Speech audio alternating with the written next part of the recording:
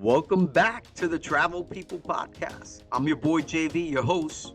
Get ready to learn the inside scoop on everything Mickey Mouse. Yep, Mickey's hanging out with me in the studio today. We have a special guest from Fantastical Vacations, Julie D'Orzo, the Disney Princess of Travel herself. So zippity-doo-dah and prepare for a magical journey on this carpet ride of the Travel People Podcast. So welcome to the show, Julie. Congratulations on being a official Disney princess. No, I'm just teasing. I would probably be more of an evil queen than a princess.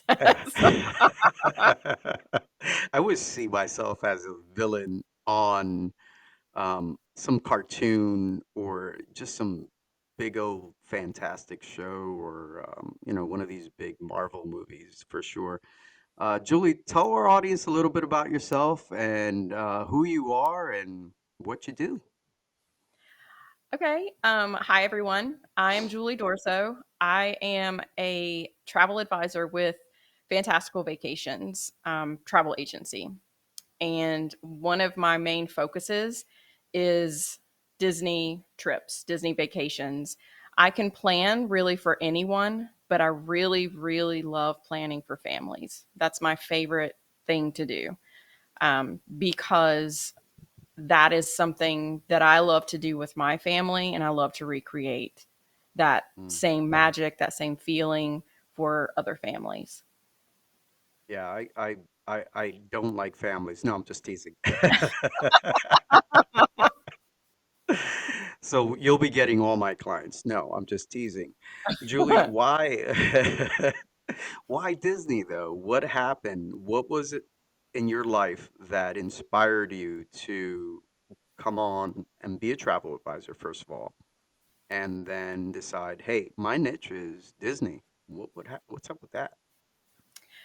So I actually have still currently a full-time job during the day. I refer to it as my non-fun job, or my job that I go in to do every day, but it's not as fun as doing the travel advisor piece. And I was kind of that person that was the friend or the family member that was always the person you come to that can help you with Disney planning. And that really goes back to I really grew up with Disney. I grew up with all the movies. My family has always loved Disney. We took a trip when I was a child, and when I had kids, that was one of the first things that I had kind of on my list is I wanted to take them on a Disney trip. And to be honest, I thought it was going to be a one and done. And to be my husband, actually, I figured he was going to be like, "Oh, we're not going anymore. This is it." I like your And husband already. but he actually ended up, we took them when they were 3 and 5, and it was this amazing experience. It was a little overwhelming, and that is one of the things that when you go to Disney World, especially, it's very overwhelming. And we were ready to come back. And he was actually, when we got back, the day that we got back, he ordered off of Amazon one of the Disney planning guidebooks. And I was completely shocked Oh my. because I was expecting him to say, "Please don't ever make me do this again." And so that kind of was the beginning. I would say maybe Hmm. the beginning was when I was younger, but the true beginning, I think, for this particular part of my life was when we took our girls and the magic that we experienced and watching them experience it. And then I just wanted to go back over and over. And we started going back on an annual basis. And sometimes Wow. now, much to my husband's chagrin, as much as he does like to go, he doesn't want to go like 2 or 3 times a year like I want to go. Well, you were just there. You just got back. Mm-hmm. Yeah, and See, I'm going again in October. it doesn't surprise me. So, I remember as a child getting on I-95, traveling from Newark, New Jersey, Oh my gosh, what and a no AC, a Ford LTD. I don't even remember what year it was, but I was young, and we were all jam-packed in the back seat of that Ford. No seatbelts, riding in the of course wind. not. Of course not. Why would we have seatbelts on? No, no, no safety whatsoever. And then stopping at south of the border, and I said, "This can't be Disney." And I was so glad it wasn't. But that was the start. South That of the was this, border is definitely not Disney. yeah. I Oh, said, that's so "This is the funny. start of misery right now." But when I got to Disney, it was just wow. I was just blown away. I thought it was heaven. I truly fell in love. And then as my son grew up and, he turned 5 years old and I was a older man, married now, and I took my son and it was great just watching him experience all the things that I did. But believe it Yes. or not, I never made it a niche like you. I wasn't brave enough. I thought of all the things that I could do as a travel advisor, but none of them foreshadowed anything in the past that I did not foreshadow definitely Disney. So I applaud you. I think what you do is so cool. I watch all your Instagram posts, and so tell people about your Instagram and tell them a little bit about what kind of content you post there because I love it because someone as a connoisseur like yourself, they would definitely want to book with. Well, thank you. So I try really hard to make the content that I post valuable to those that are subscribe or those that follow me.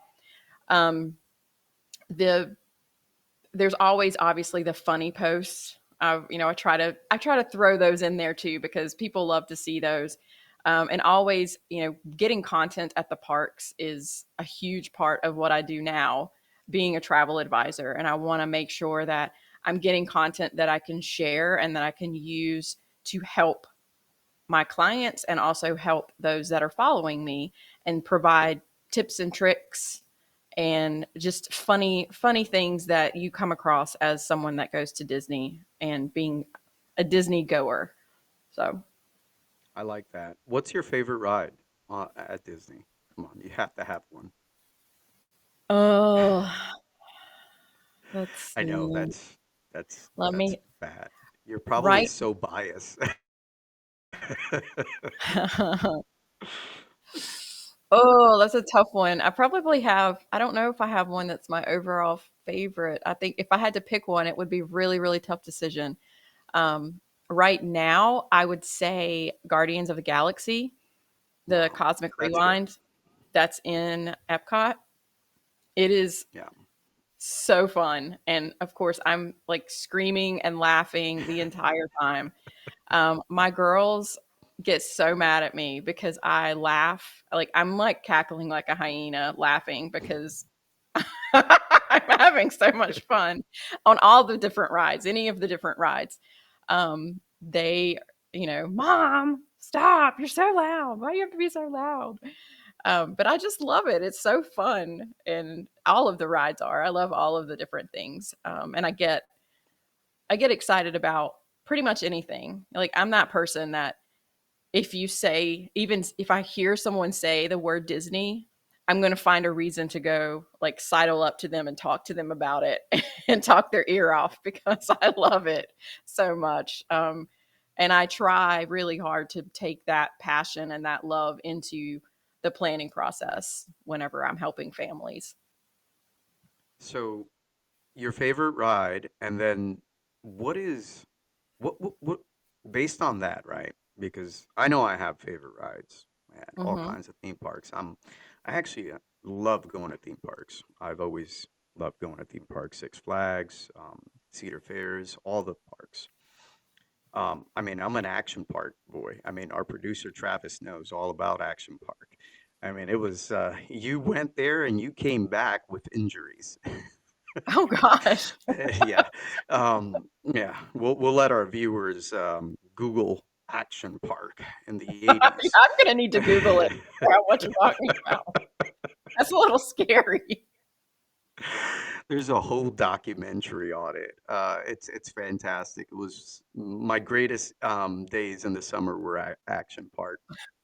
But being that Disney is an action-packed place, It what are is. some of the things that you like to tell your clients? Hey, you're going, so book a resort, or you're going and avoid this or do this. What are the do's and don'ts? I'd like to have that conversation about. I'm always going to recommend staying on property, and a lot of people think that that means that it's going to be more expensive, and that's not the case. When you Hmm. stay off property, you end up paying parking. A lot of times at your hotel, you pay parking for the parks, or Uber if you decide to use Uber. You sit in traffic. I don't think people understand how busy that area is of Orlando Hmm. if you haven't been in a while. It's nuts. It takes you 30 minutes to go, a couple of miles. And that is definitely one of the bigger things. When you're on property, you have Disney transportation. It's consistent, it's reliable. You don't have to do anything. You just show up and get on the transportation. Um, the next big thing is to plan a rest day, especially if you're going to be there for more than really, if you're trying to do like the 4 park day kind of situation, you need to have a day in the middle, because Mm. most of us, especially if you're bringing smaller kids and even older kids, we don't walk 20 and 30,000 steps a day out in the sun, um, just going hard all day long. We don't do that. And unless you are used to that, you're going to crash Hmm. after a couple of days. So you need a day in the middle to do nothing. And then on those days that you are in the park, you need to drink water and you need to take breaks.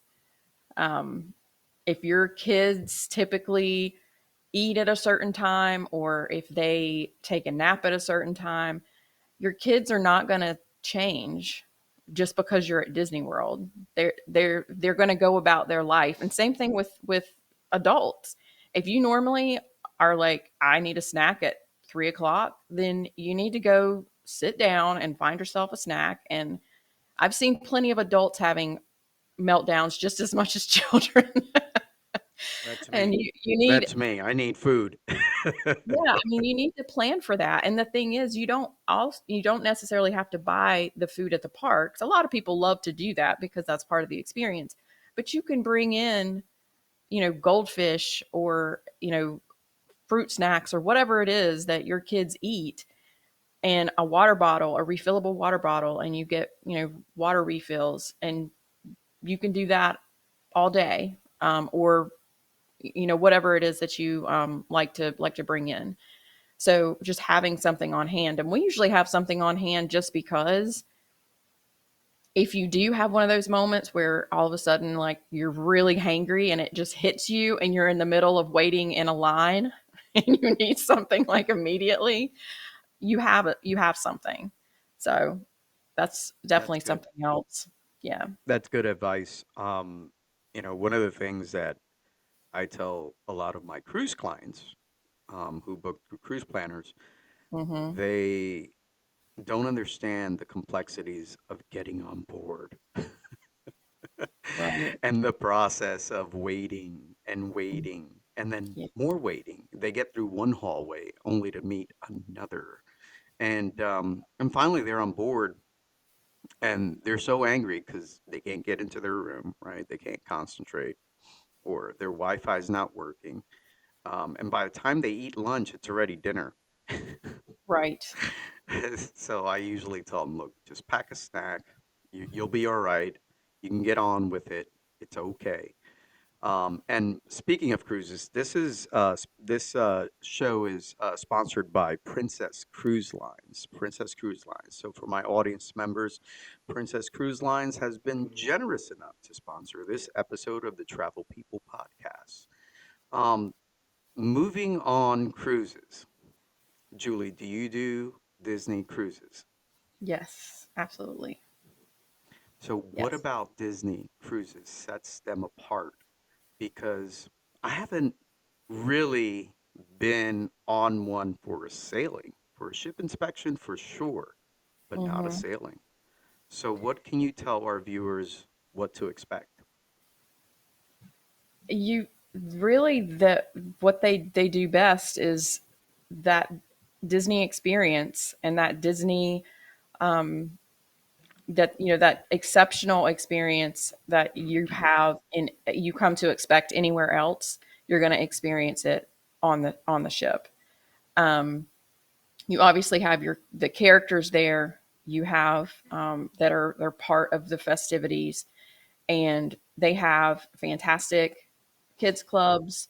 They have obviously pretty much everything is included, with the exception of like a spa, and there are some specialty dinners. But from a food, drinks, all of the activities, like those, everything's part of your cruise fare. So Yeah, I just recently booked a couple families, and for our audience, they should know full transparency. Julie and I share the same neighborhood, so we're kind of tag team this neighborhood here that we live in, this beautiful Fort Mill, South Carolina. And that's how we roll in the travel business. People need to understand that we're one big family, regardless of whether you're Fantastical Vacations, which is a great company, or cruise planners. Um, we try to share and care for each other. We yeah. look out we're one big happy team, right? It's like the NBA. You got teams, but at the end of the day, they all play an all-star game. So Hmm. they got to team up and, battle out with the other all-star team. So that's kind of what we do here. But what's more important is, and I tell my audience all the time, you got to book with a travel advisor. You got to be certain. So based on what happened recently, and for our audience, some context, uh, there was a CrowdStrike software meltdown with an update that happened with Microsoft systems. And it affected thousands of companies, but more importantly, it affected the airlines, and which trickled down to cruise lines and other components who were waiting on passengers to get to their final destination. So, based on that, what would you say? What would you say is so important for our audience to know about what a travel advisor is going to be ready to prepare to do for them? Well, we're like your. I mean, I jokingly say that I'm your travel bestie. I'm that person that's going to be there, and I'm going to be your advocate whenever something like that happens. We also are typically going to give you recommendations to help avoid.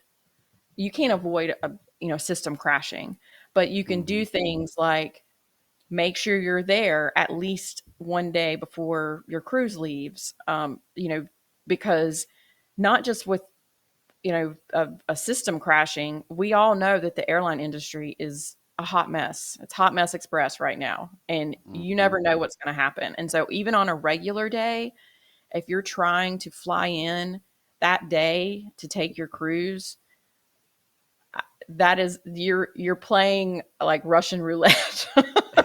Because I mean, because you don't know that you're going to necessarily make it. Your flight could be delayed, and Mm-hmm. those cruise lines are not going to wait on you. They have an They're not. entire ship of people that's heading out, and if you're not there, you don't have the documentation you need, or you arrive late, or whatever that is, they're not waiting on you. So having an advocate to help you make sure that you know all of those things and that you know some of the things that could potentially happen and counteract those as much as possible when you're traveling, because there's going to be unknowns in traveling always. Having someone that can help you through that and has tips and tricks, that has done the travel before and knows this is how this works and these are the things you're going to see and these are the things that are going to work better for this type of environment, it makes a big difference. And one of the things I feel like that people don't always know is that our the cost of using a travel advisor is already baked into the Yes. cost of whatever it is that you are purchasing. So whatever destination you're going to. And so there's no additional cost to use a travel advisor. And so if you book a cruise or a Disney vacation or something like that on your own and you're not using a travel advisor, you're basically like missing out on free assistance, free Right. help, free expertise. Yeah. And you know, I was at the airport on day one. On you know, it Oh was no, I ground didn't know zero, that. Atlanta. I got out of Charlotte into Atlanta, and I was just like, all right, we're good. We're going to San Juan, right? And when I got in, I'm rushing to the gate, only to find out that the flight has been canceled and rebooked, and it's just a hot Gosh. mess, right? I mean, you said it best. But I will say this. I do agree. I do agree that the airline industry is struggling right now with the demand that surged after the pandemic. I don't Yes. think that anyone who is working in future operations decisions should deserve a raise. I mean, if they'd like, they could hire us. We're capable. So if you're listening, Delta, I'm capable. Yeah, But seriously. D- Delta Vacations partnered with me for the trip that I was on, and I was happy that I did that because not only do I have the advantage that most other people don't have, that I am the travel advisor, right? Mhm. But I understood the arrangement and the processes that they needed to go by. So those are the skills that you're speaking of and that I'm speaking of that people Yeah. will get. And at the end of the day, I got like $1,800 in credits back. And for someone who was traveling last minute to my destination, that's a huge deal because I probably paid that That much is on one way. that's huge. So yeah, use a travel advisor, people. We are professionals and we know what we're talking about. And Mhm. right now we're talking with Julie, who is from Fantastical Vacations out of Fort Mill, South Carolina. And again, our show is sponsored by Princess Cruise Lines. So thank you, Princess. So what other types of vacations do you plan besides Disney? Or do you prefer to take on Disney clients most of the time? Because I prefer to take on my niche clients for Japan, preferably, and cruises, preferably, big groups. So, what else do you prefer to book? Well, like you mentioned, with the travel, most travel advisors, we can really plan anything. I mean, once you have that affiliation, you can plan any type of travel. But my niche and my favorite thing to plan is Disney, and then also Universal is also fun for me to plan. Disney's definitely my true love, and that's planning for Disney World, Disneyland, Disney cruises, any of those things. That's what I love to do. And it just makes me happy. I just feel extremely comfortable with it. And I know that I have the knowledge for that particular niche. And then, like I said, also, planning for Universal as well. Those are kind of my two bigger areas that I focus on. There's something about the fireworks at night that no matter how many times I've seen them, it never gets old. It's and you get teary-eyed. I'm not ashamed to Oh, say I cry every single time. that.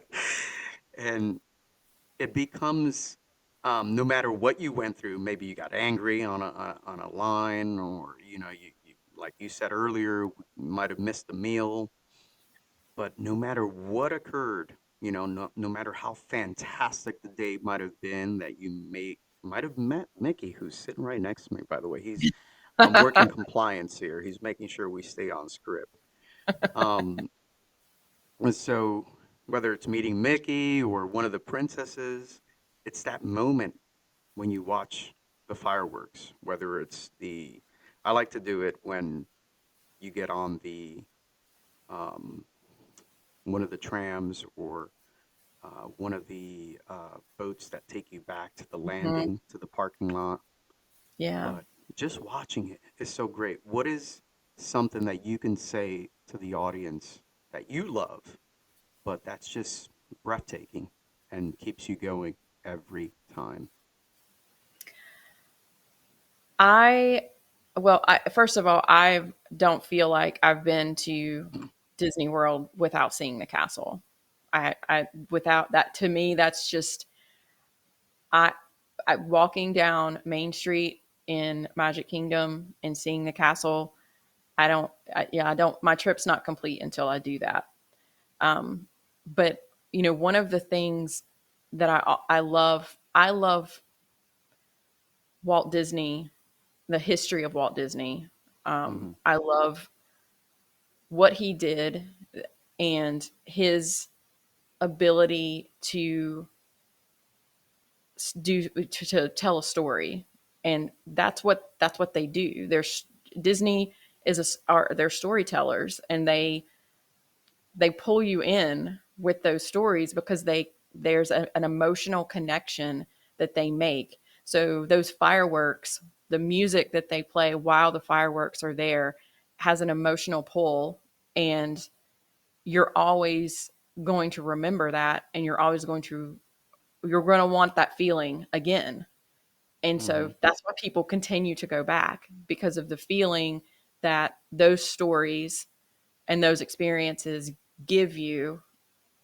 You want to experience them over and over. And Yeah, that's why I go back. they've done a great job. As a matter of fact, now that summer came through, and one of the biggest challenges that I had was booking Tokyo Disney. Yes. Most of the They're folks that I was separate. booking, it's just they're licensed to use the brand, but Yes. they're not Disney itself. And a lot Mm-mm. of people find that shocking. Now, Disney Sea is a Disney park, but Tokyo Disney technically is not. So if you're It's not listening owned to by this Disney. and Mm. you're going to call my office tomorrow at 803-280-4727, I will encourage you to just know, FYI, Tokyo Disney is not part of, it is a brand that is allowed to use the licensing and the liking of this guy right here. Right, Mickey? I can't do his voice. Sorry. And he said he's not talking. But I really do want you to do the voice.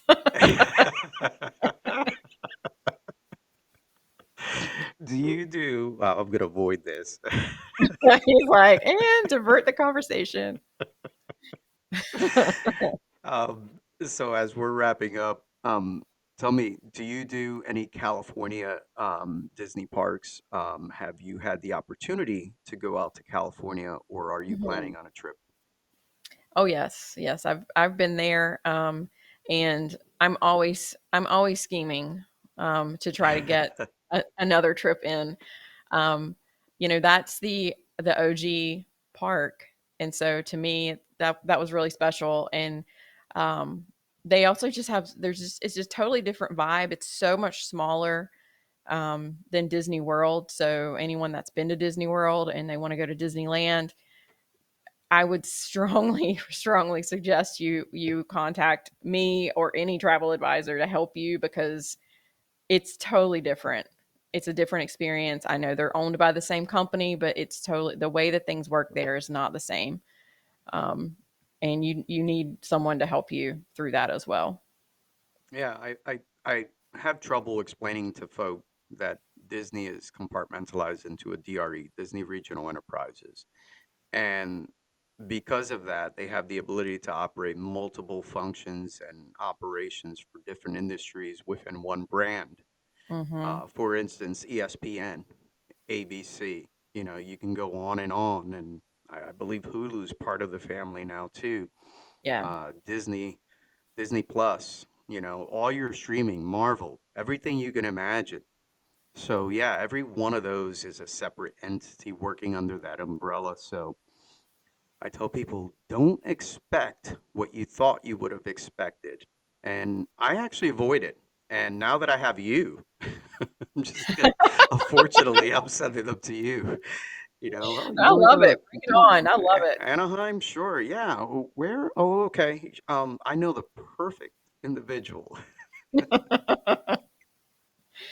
I So, love it. Julie, how can our audience reach you to book their fantastical vacation? So I have the social media. My IG handle is dorso at dorso.mouse.adventures. And then my um, Facebook handle is FB by Julie Dorso. And I also have an email address, julie at fantasticalvacations.com. My number, you can reach me at 980-225-2669.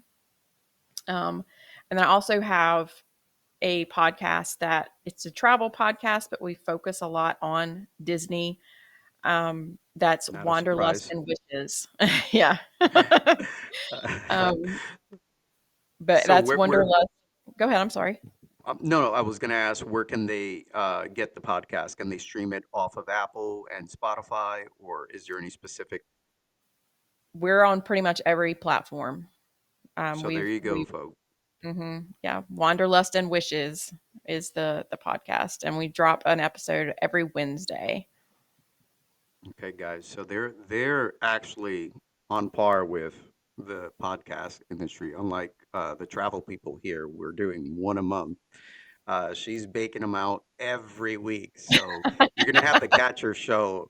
A lot of my friends are doing podcasts once a week. Our producer does one once a week. So unfortunately, I don't have the time nor the budget to put in for a weekly yet. But once I do, I'll definitely have you on again because this was a fantastic I would love it. conversation. And there is so much more that we can learn from Disney and how to operate and maneuver through the parks. And we really appreciate your expertise and your knowledge. And hopefully, this propels some clientele for you, for me. And if not, it educates some other travel advisors on Mhm. what they should be looking at and what they should be doing. I know Mickey approves. So I'm going to try to do this. So we. Here we go. I appreciate you very much, Julie. That was pretty good. That was pretty awesome. Oh, thank you so much. Thank you for having me on. I loved it. And like I said, I can talk about it all day. There's so many I bet. topics we didn't even get into. Yes. And I promise that we're going to have a part two to my audience once again. Julie is not over. Julie, it's been an absolute pleasure. Thank you once again for being on the show. Thank you so much.